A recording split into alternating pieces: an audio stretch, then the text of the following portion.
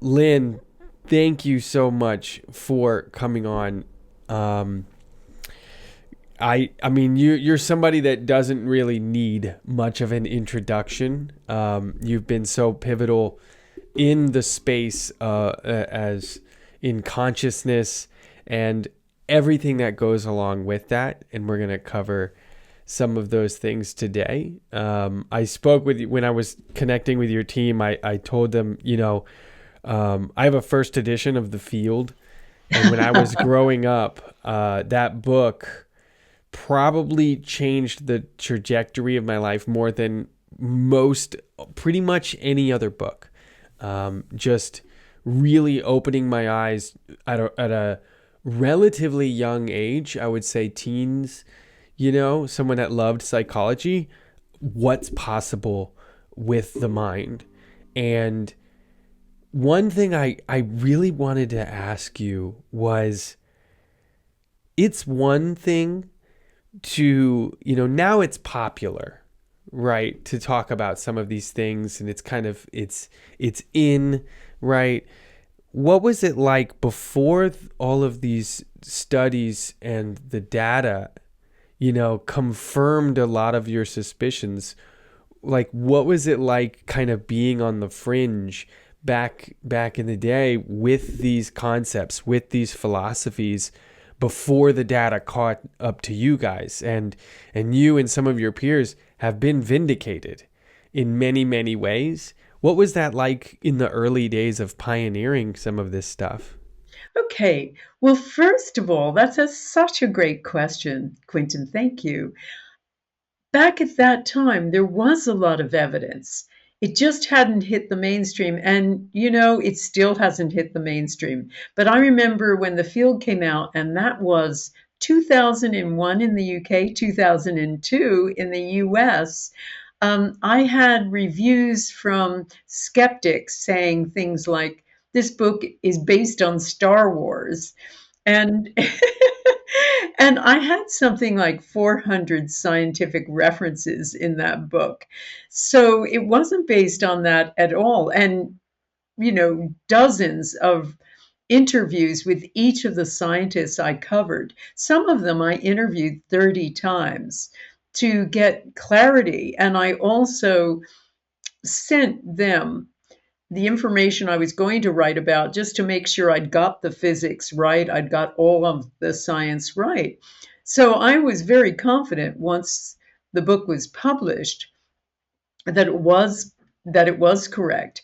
But as you say, life is kind of catching up with it. But I don't write for skeptics. I don't write for the mainstream in terms of mainstream science. Mainstream science, like mainstream medicine, is a religion. It's not a science in the sense that most scientists are involved in confirming the status quo. Now, there are lots of pockets of academia that are finding amazing new things, and I'm finding that out because I'm writing essentially a new field right now, which will be published in another year and a bit. But science, as they say, advances one funeral at a time. Most scientists just confirm the status quo, they confirm the paradigm. So the people, like the people I wrote about in the field, are the real outliers. They are the pioneers and the true explorers because they understand how discovering something new isn't to be dismissed, it's to be explored. And the whole job of a scientist, when he goes in a new direction, if he finds something that is a new direction, he has to follow that, even if it counters everything he's believed before. We are not seeing that. I think you touched on that a little bit. As much as we should be seeing that, right? Um, and obviously now we have disclosure happening, whatever that means, and they're doing hearings on UAPs and UFOs, and they're making it either intentionally or unintentionally as boring as possible. They're not discussing consciousness pretty much at all. within that, and the implications of some of the things that we're going to talk about today and what that actually means. So for me, when I read The Field, right, I was right before I was about to go into university, and I loved psychology. I was truly that weird kid that was reading psychology textbooks growing up. And I came across, before reading your book, Roger Penrose and Stuart Hameroff. And they're what at the time they hadn't developed the orchestrated objective reduction theory of consciousness yet, which you talked with both of them in The Field. And I came across them, loved their work, found your book, and I didn't expect for you to cover that topic, right? And when you bring them up, I'm like, oh, I know these guys. I know where she's gonna.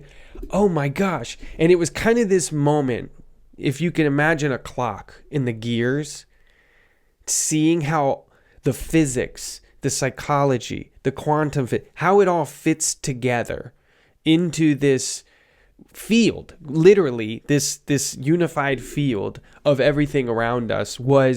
I'll never forget. I grew up on a horse farm. I was mowing my lawn, and when I was listening to the second time The Field, because I have your book, and then I got the audio and I turned it on, and I heard that for the first time, and all the gears, just like that clock, clicked together, and I thought, oh my gosh.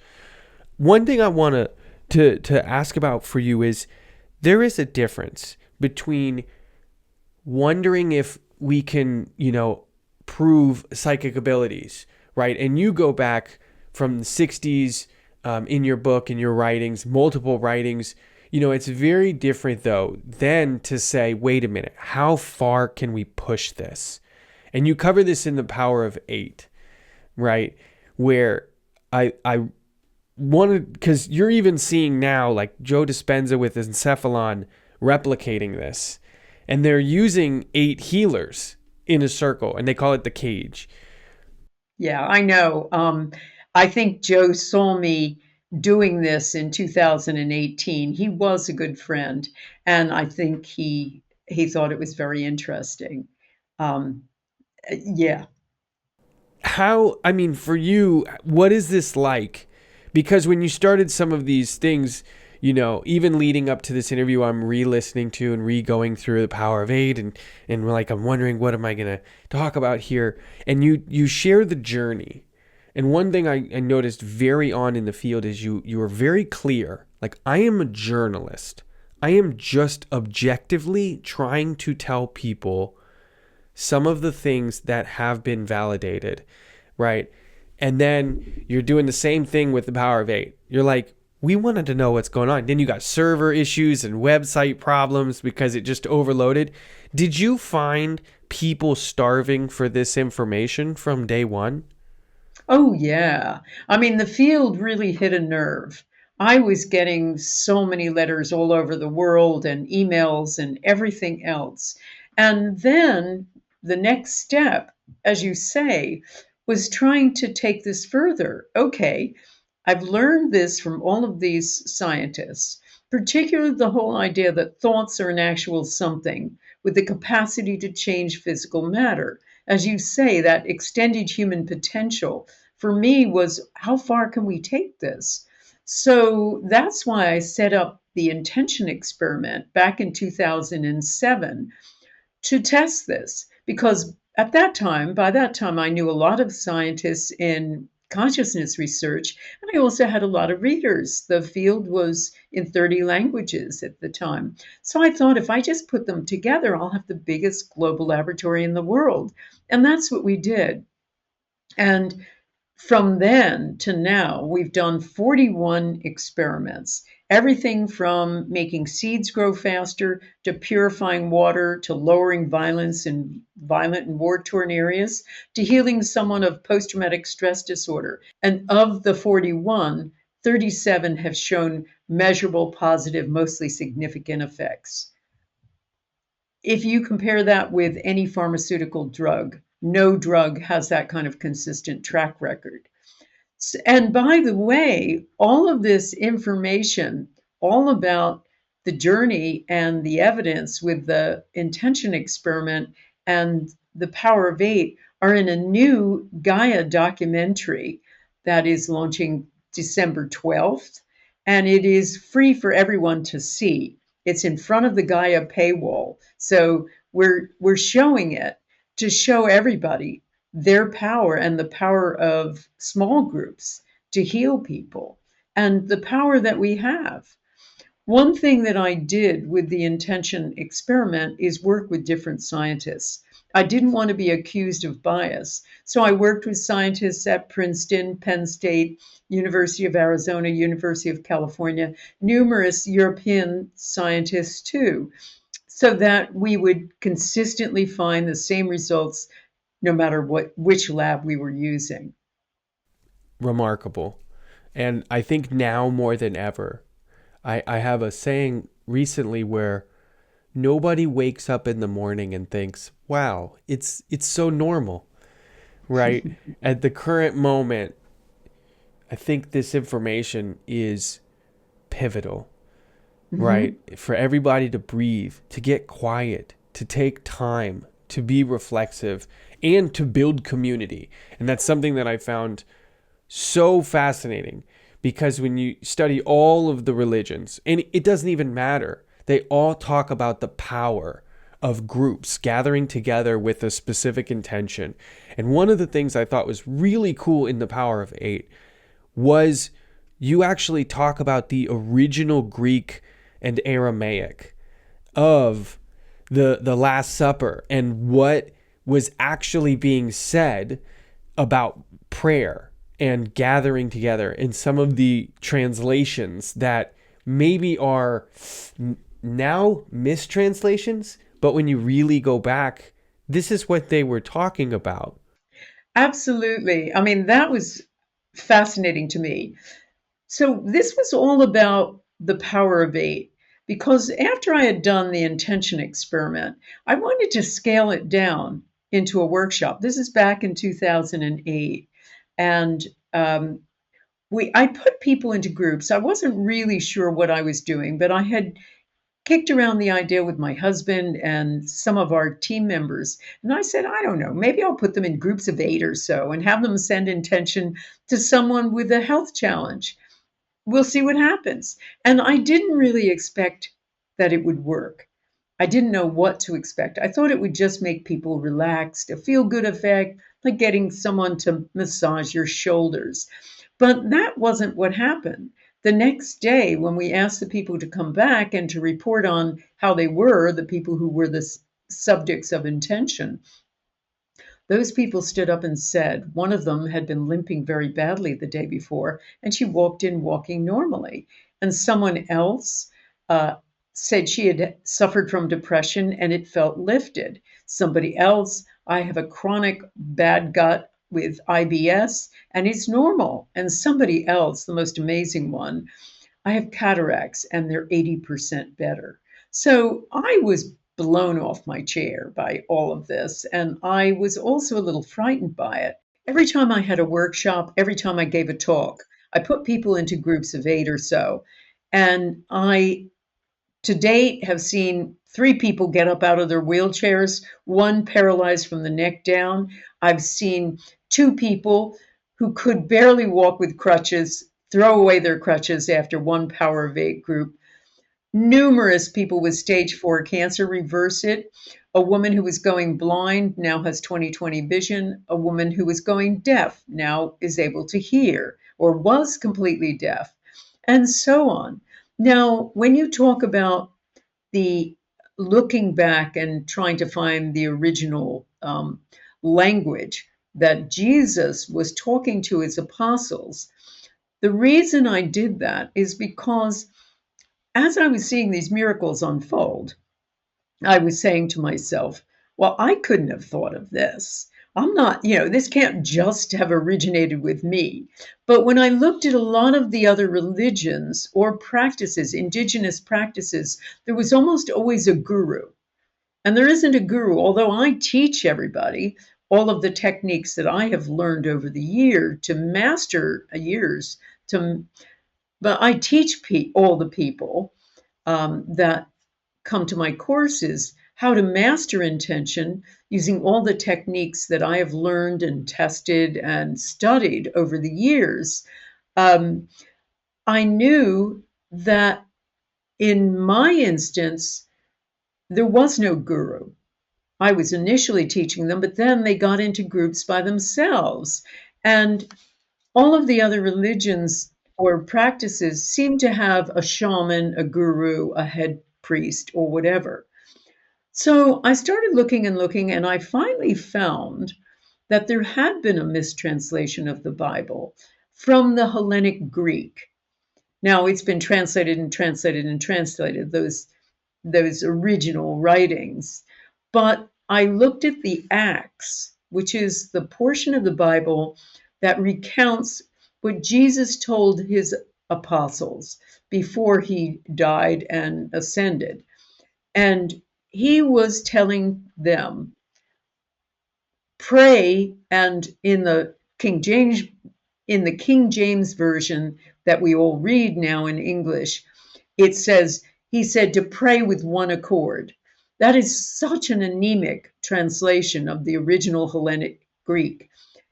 In that version, it talks about how he said, pray homothumadon, which is a word that means, it's a musical term, and it means passionately and with one voice.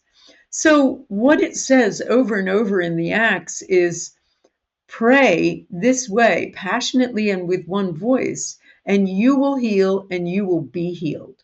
So that blew my mind. It was like the original Power of 12. He was telling his apostles, pray together. Don't pray alone, pray together and watch what happens. And that's certainly what we've found too. It seems to be that way. And if people can get still, now more than ever, we're distracted, we're all over the place, and we had a little bit of technical difficulty earlier. Like, technology only fails us when we need it the most. And it's like, for you in your life, right? So you have the field, and then you have living the field, which I had to get into after I finished the field, where you talk more about the application and the implications of what this is. And you talk about parenting. Now, I just had my first son. He's about 18 months old. So now that I'm a parent, this is like very real to me, about how to bring him up and be very intentional about not putting limiting beliefs into his head on accident. For you, how do you apply this outside of your workshops, right? In Lynne's life, how do you take these things into your kind of routine or your being? Okay, well, first of all, I understand that we were always meant to be a community. And the center of my community is my own family. I've been married for 34 years to the same guy, Brian, and we have two lovely grown up children and one granddaughter. So, and both of our daughters live in the same area as us, and they both work with us. And so we have a very close family tie. That is a very important thing to me. But more than that is community too, and espousing community, because what I've seen with the science, not only the new science, but all science, demonstrates that we need community more than we need to breathe. We were meant to be connected and tribal, and connection is all about the ideas in the field. That we never were alone. We were always part of a greater whole. And we suffer when we're not.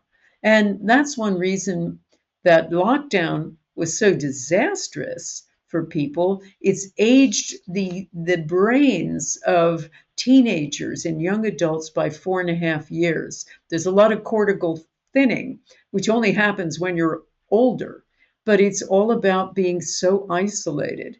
And that is one of the most dangerous things. And that's part of a real centerpiece of the power of eight.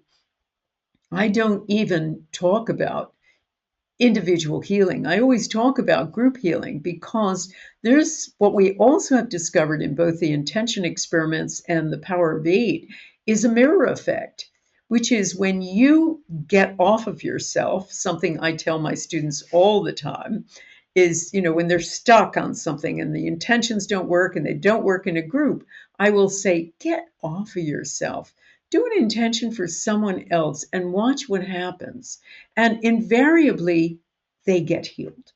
So there is this extraordinary mirror effect. I see it in my intention experiments. About 40% of people who do the intention experiments, particularly the peace intention experiments to lower violence some way, have more peace in their own life. They make up with estranged partners or children or parents. They get along better with their bosses and coworkers. About 50%. I survey people, so after they take part in experiments, so I'm not just making this up.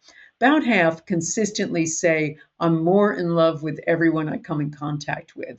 So the peace is rebounding on them as well. So community is a real piece of it. And also, as you said, how to live this. Well, I feel that it's really important. I see a lot of people in this space who talk, but they don't walk the talk. So I see a lot of people teaching people about relationships and they don't have one, or teaching them about raising children, they don't have them, or teaching them about, peace and love, etc. And they've been married 5 times, so I try always to live what I'm teaching. And for me, the big change is finding a system like the power of eight, where it is a fast track to the miraculous. We know this from brainwave studies we did on power of eight groups, and we're about to do a series more to take that further. And we found that when people get into a group, this was a batch of student volunteers at Life University, the largest and one of the more prestigious chiropractic universities. I had a team of neuroscientists at my disposal, and we set up an experiment with 7 Power of Eight groups of student volunteers who've never meditated, never done anything. And we assumed that once they got in a little Power of Eight group and did this group intention for 10 minutes, because that's all I ever do. You don't need hours of meditation and priming to do this. 10 minutes. That's all we've ever done with intention experiments and with these. We found, much to our astonishment, that the brainwave signatures of the group members, we put an EEG cap on one member of each group to measure their brainwaves, and we thought the outcome was going to be just like meditation, but it was nothing like meditation.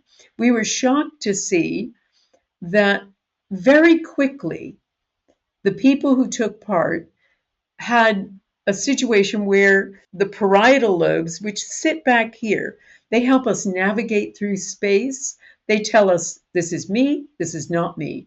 They were turned way down. So were the parts of the brain, like the right frontal lobes, involved in negativity. So these were people whose brainwaves look nothing like meditation, where there's an increase in slower brainwaves like alpha waves. It was just all brainwaves were turning way down. And what it looked like was almost identical brainwave signatures to those recorded by Dr. Andrew Newberg, then of the University of Pennsylvania, who had done studies of Sufi masters chanting and Buddhist monks during ecstatic prayer. So our students were in a state of ecstatic oneness. We talk about living the field, but we don't experience the field normally. We experience life in separation, lonely little people on a lonely little universe. But with Power of Eight groups, for that precious time, you do experience oneness. And people report back to me all the time about entering an altered state, feeling so connected to this a group of strangers in many cases, feeling like they are in the tractor beam of Star Trek. And so much like that, they are in a total state of, a mystical state. But here's the great thing: those student volunteers were complete novices. They'd only had a little bit of instruction from me about how to do this, and yet they were transported to this mystical state. So I always say the Power of Eight group is like a fast track to the miraculous, and that's why miracles happen. I think to some people, how far the rabbit hole goes is a little intimidating, right? So even for you, you said when you first jumped down this rabbit hole, you're like, I'm blown away myself. I've been doing this for decades, but I'm still shocked at what we can do, right? And a lot of the studies that you're talking about, people are sending intentions with no picture. They've never met the person. They've never been in the same room with the person, right? They don't even know the illness. They just know they need to send intentions of love and healing to an individual. And these 8 people, or at the time it was different numbers, but still, you're seeing significant changes, sometimes 4 and 5 sigma, which is statistically almost impossible to be random, right? That you guys are doing. I'm going to just repeat that real quick. Not in the same room, never met before. They're not getting a video or a picture of the person. They don't even know the person's illness.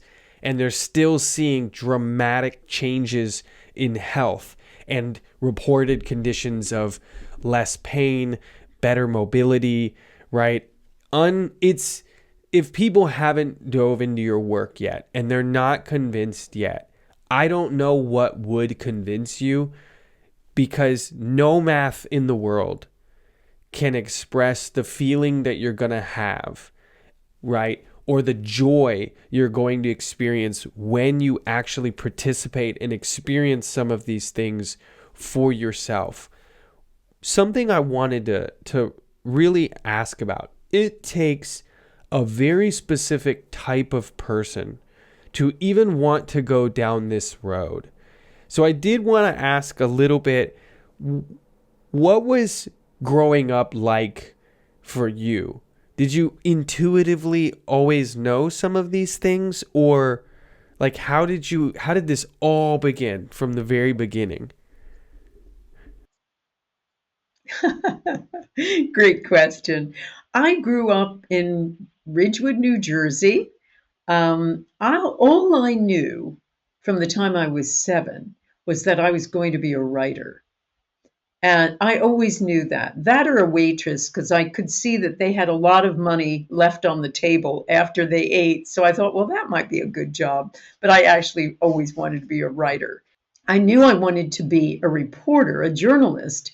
And the whole idea of being an investigative reporter really appealed to me. I wanted to put bad guys in jail because there's a big campaigning activist side of me as well. And I had always been interested in esoterica. I'd always been interested in things like astrology and just ideas, new ideas. I was interested in transcendental meditation way back when, and when it first was introduced to America. And so a lot of those ideas were great interest to me. But once I started being an investigative reporter, and my first big story when I was 23 was busting a baby selling ring by going undercover and pretending to be an unwed mother. I had hidden tape recorders, that whole thing. And I ended up writing a book about that and breaking a whole bunch of other baby selling rings. So, as I say, I was going to put bad guys in jail. And I came over to the UK to research a book and never left. And that's where I reside now. And excuse me. And I decided with my husband, who's also a journalist, to set up a newsletter called What Doctors Don't Tell You, because we were very interested in what was dangerous and unproven in medicine. That became a source of investigation for both of us. In the course of doing that work, I came across some really good studies of spiritual healing. And I kept thinking to myself, wait a minute. These are scientifically published studies, and they're saying that essentially you can take a thought, send it to somebody else, and that will heal them. And that in itself undermines everything we think about how the world works. So that is what got me into pursuing this for the field. Now, I didn't know what I was going to find. A journalist never does. So I suppose that was a quality that was very useful for going down this rabbit hole, because that is the daily life of a journo. You don't know what you're going to find. You pull at a piece of string just to see where it's going to lead, and you keep pulling and pulling. And in the case of the field, I thought I was going to find something very simple about human energy fields by talking to frontier um, biologists and physicists, etc. But I found a whole science in the making, and the really the discoveries of these individuals that compounded into a completely new view of the world. I did not expect that. But once again, once I did that, the rabbit hole beckoned.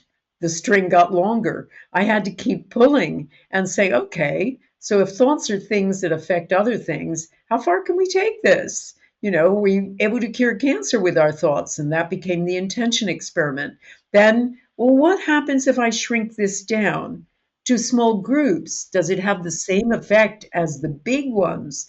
Does size matter? And that became the power of eight, and so forth. And then how to live this. How do we live according to the new science? And that became Living the Field, and also my book, The Bond. And so I keep pulling at strings, and my new book will be pulling at another string too. Um, so you continue to go down that, and that's the kind of work I'm very much used to. It's the kind of the way I write too. I go into a deep dive into whatever I write about. So the courses and the experiments are just another side of that. So what you're telling me is when you started off in kind of journalism and going undercover, it kind of, I can imagine that if you can bust a baby selling ring or a couple of them, that it would mentally prepare you for some of the obstacles maybe when you start pulling on that string, and some of the criticism and some of the different rabbit holes that you inevitably went down. It probably prepared you to be resilient and maybe, dare I say, a little bit stubborn in the regard of, I'm not going to turn a blind eye to something that I see that's wrong, that I know to be the truth happening here. Am I right when I hear that? Oh, absolutely. I mean, one of my mentors when I was in my 20s said to me something that's always stuck with me. He said, they haven't said no to you until they kick you down the stairs. And I loved that because it really said it. And that is the mark of a good journalist, is somebody who doesn't say take no for an answer, and somebody who keeps investigating and keeps looking.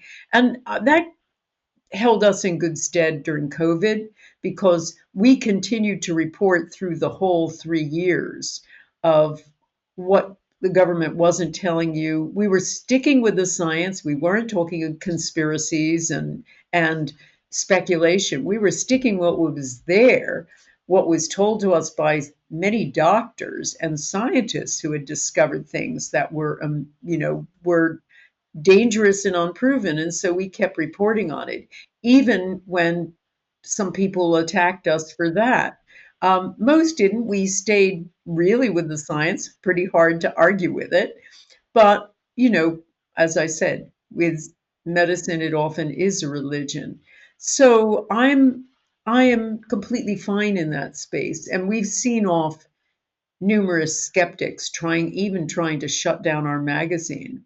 I thought, okay, Uh, they're attacking us. They even placed a story about us in one of the London major papers. And I realized I'm not going to get very far by suing Rupert Murdoch. But what I can do is essentially take apart this story on journalistic grounds. So after the story was published and we didn't recognize ourselves in us, they never called us for comment or anything. We just started Facebooking it and putting it on our social media, saying, "You call that a story?" And this was to the science editor. This is what you did wrong as a journalist. Shame on you. You never interviewed us. You didn't do this. You didn't check that. You didn't do the. And the guy freaked out and he started coming on our Facebook page, at which point all of our followers were starting to attack him for that. So, and we ultimately found one of the skeptics who was trying to shut down our magazine was taking money from Coca Cola to say essentially that sugar wasn't dangerous for you.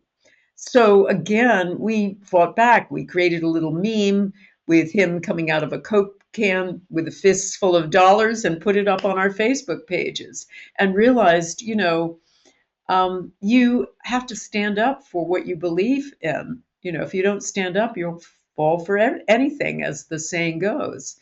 So I think that's a very important thing to have that side. And I think now more than ever, I think things are really coming to a point with what we're learning, the data we're gathering, right? The information. I mean, in everything you see here, and part of the reason why I asked that question was because exactly the same for me when these gears clicked. I can imagine that there's a point, like just the field alone, right? The first edition, I think, was like 400 to 500 pages, something along those. Like, just really, it's very comprehensive, and like you said, you cite hundreds of studies. But when I say comprehensive, I'm talking about you go through the psychology, you go through the paranormal. Okay, for people that don't, as an example, just as a simple example of how detailed you analyze the studies. At one point, they're talking about ESP and intention, right? Or psychic abilities, for lack of better words.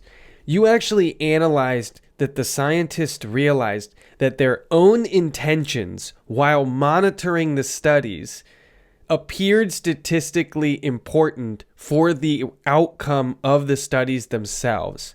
So then they had to do extra protocols in order to limit their own intentions as bystanders setting the studies up. I'm not talking about influencing the studies. I'm talking about the mere aspect of them having an expectation of how the study would turn out, independent from participants, caused statistical change. Like, this is the level of detail that you took when you went into the journalism aspect. You are welcome to answer this any way you want.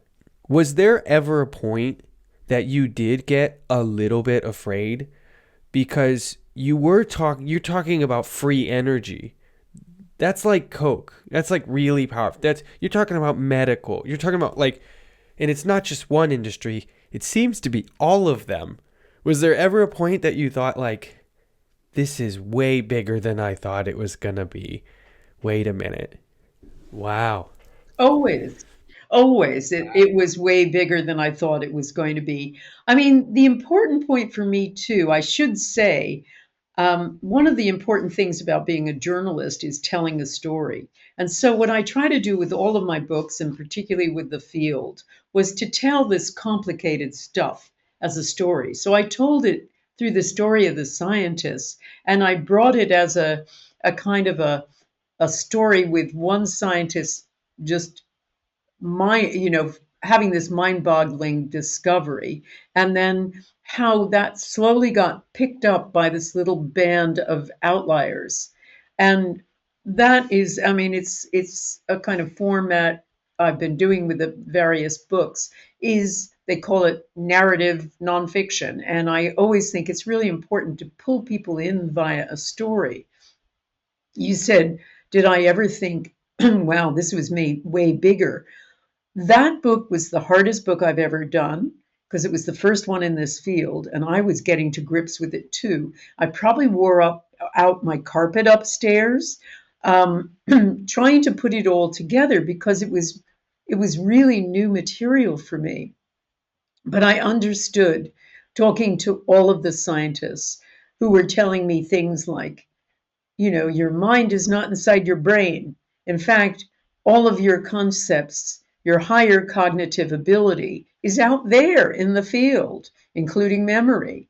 Things like that we have these extra capacities to see into the future, to see beyond our senses for intention, that we're part of this giant energy field, that we're just a packet of vibrating energy interacting with other people's energy, and that we are essentially all part of a giant energy field, and on and on and on. And all of these discoveries made me realize, the science that we live our lives by is nearly 300 years old, or more now, I guess, and is nearly 300 years old, and it's totally out of date. It also made me realize that science, much as we think of it as an absolute truth, is actually just a story. And as we go along, new chapters supplant the ones that have been written before. So we're on the verge of a completely new book, essentially, where we have to really throw away a lot of the old concepts we've had. We are far grander than we've been told. We have far greater human capacity than is acknowledged.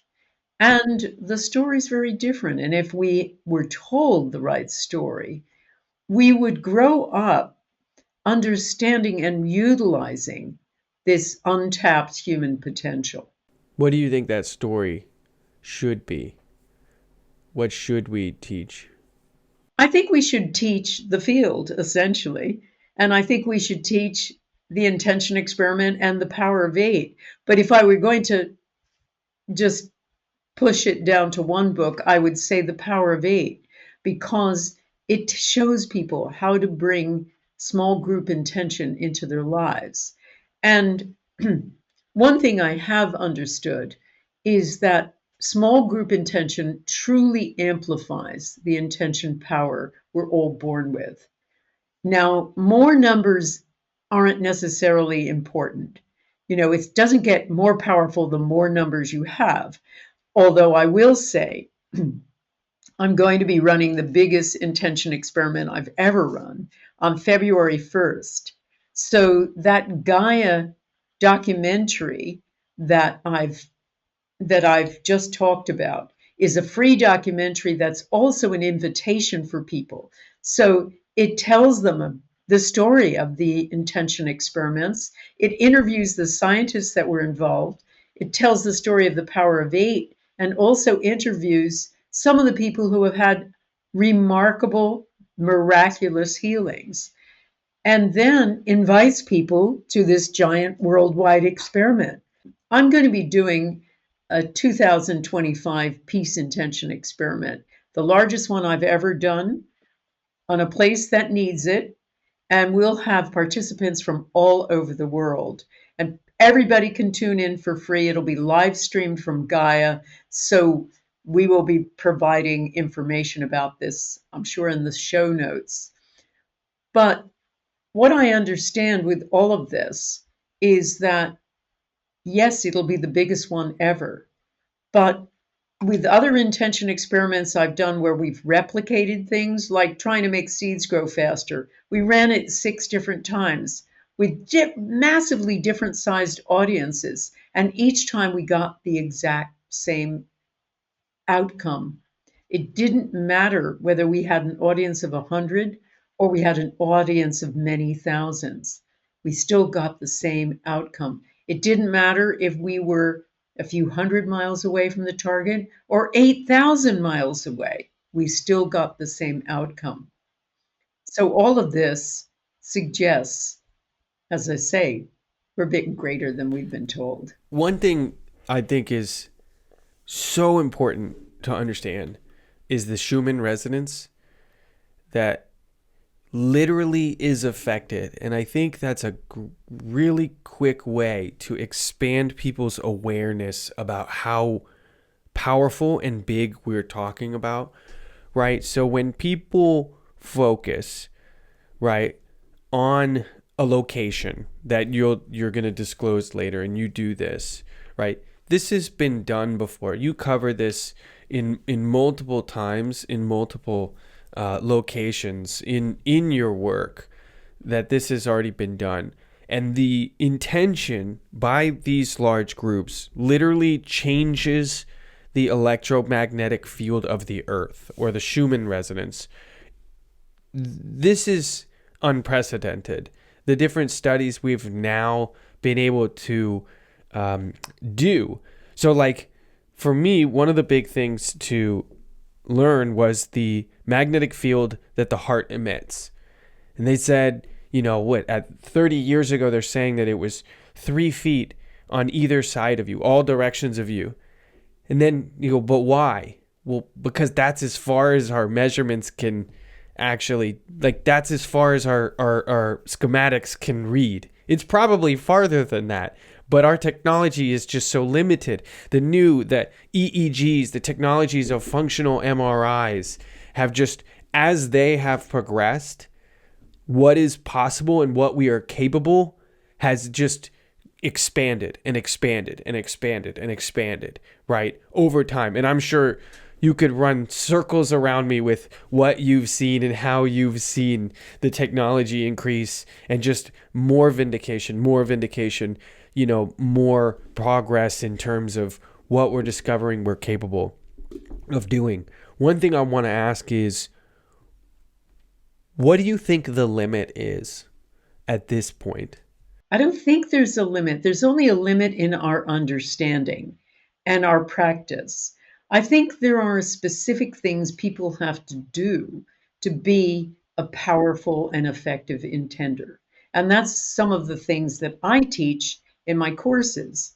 And I have my biggest course coming up on February 22nd, called the Power of 8 Intention Masterclass, where I not only teach people the 13 keys to intention, as I call them, but also how to use intention in their daily life with relationships, overcoming negativity, picking up other people's intentions, using ESP to pick up other people's intentions. It really helps your relationships, and overcoming fear and self sabotage and all of that. But the key piece of my year-long course is putting people in groups. I put them in groups in their time zone, our team does, and preferred meeting times. And then they have to meet every week for a year, just on Zoom, just for an hour. And what I see is the people who continue to meet week after week after week, pretty much all of them, the people who just stay the course, pretty much all of them have major transformations, whether it is healing some major illness, or fixing their finances, or starting that new career, or writing that book they always intended to write. I've had loads of people who've been promising themselves they're going to write a book for years or even decades, who finally do it in the master class, and so much more. So I think the limit that we have is just endless. Watching what happens, the miracles that happen. I've seen thousands of healings now of some variety. New relationships where people do intention together, and then somebody pops out, Mr. Right or Miss Right pops out the next week. Even my favorite story is Joy, who was in her 60s and hadn't had a relationship for a long time. And she asked her group to intend for her to have a new relationship and bring love into her life. This is during lockdown and COVID. The next week, a boyfriend of hers from 35 years ago, I swear to you, calls her, and they start having a conversation. She is in Australia, he's in the United Kingdom. They start talking, they start communicating, emailing, etc. Upshot is He moves to Australia, goes through quarantine, and they're now happily ever after together. So that is one of my favorite, but there's thousands of stories like that. So I find that the real key here is knowing exactly how to do intention and then doing it with a group.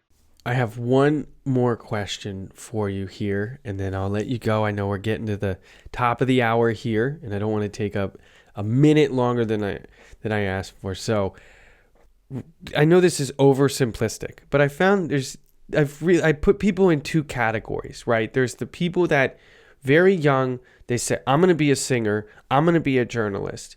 And they just go after that. And then there's the other people that when I'll ask, whatever. They built a massive company, and I'll ask, did you ever imagine it would get this big? Did you ever imagine it would change this many lives? And they say, honestly, no. Or even simple things. Did you ever imagine that you would drive a Ferrari? And they go, honestly, no. I couldn't imagine. When I started my financial firm, it was just something I'd like. I'm a numbers person, right? For you, could you ever imagine? I mean, you're talking when for you, it's normal now, but you're talking about things that thousands of healings, thousands of lives that you witness every year, every day, right? And these stories probably flood in. When you first started that journey, right? And you're pacing and you're putting holes in your carpet, could you ever imagine this far in 2024 that you would have had such an impact on, to be quite honest, the whole world? No, not at all.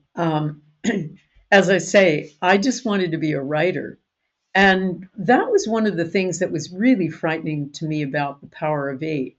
When I did that first workshop in Chicago and we started seeing these healings, I was freaked out about it. I said, wait a minute, this is going to mess up my, excuse me. I said, wait a minute, this is going to mess up my really important intention experiments. What are these people doing getting healing? I'm not a healer. Why is this happening to me? And for a long time, it was, why me? Even I would say, right after the publication of The Power of Eight, I was still feeling, why me? And feeling like a real nervous sentinel, is the way I put it, because I felt like I'm the guardian here. This has somehow been given to me for some reason to bring out to the world. So I have to be really careful about it. Excuse me. This is somehow being given to me. It's been gifted to me to bring out to the world. So I have to protect it and protect it against people who are using it just for pecuniary reasons. This is a big, powerful thing that we have inside us. We have this amazing power, and it needs to be carefully managed and unleashed. So I felt responsibility for it, but I didn't expect it was going to be part of my life's journey and a big part. Well, like I said, you've changed many lives, and I'll end it with this.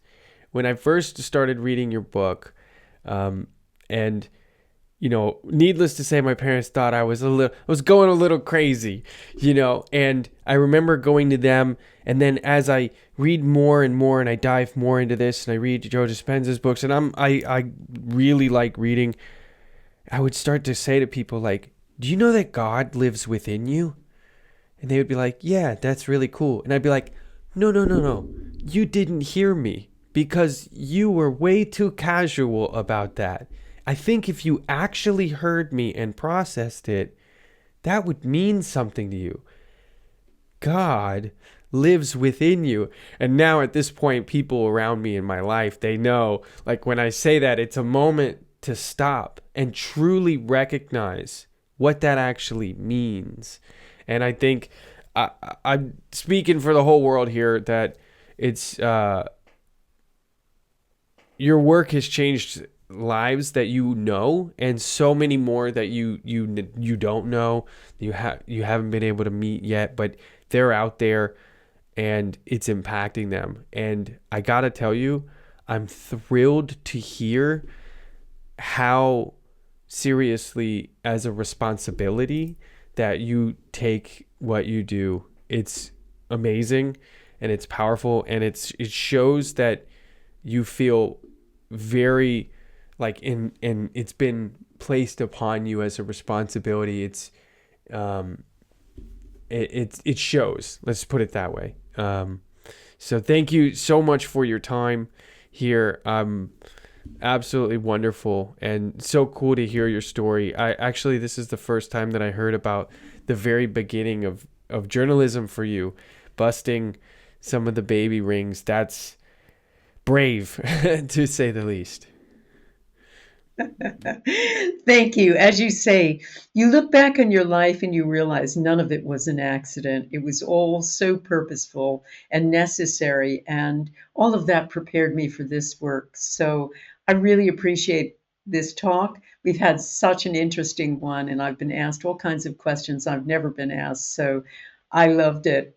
And just for anybody who wants to find out more about me, my masterclass coming up February 22nd, the um, the Gaia documentary, The Power of Intention, and my February 1st worldwide experiment. Just come to lynnmctaggart.com and you'll find out. Wonderful. And I'll be sure to get all the links, all the information, and put that everywhere I can.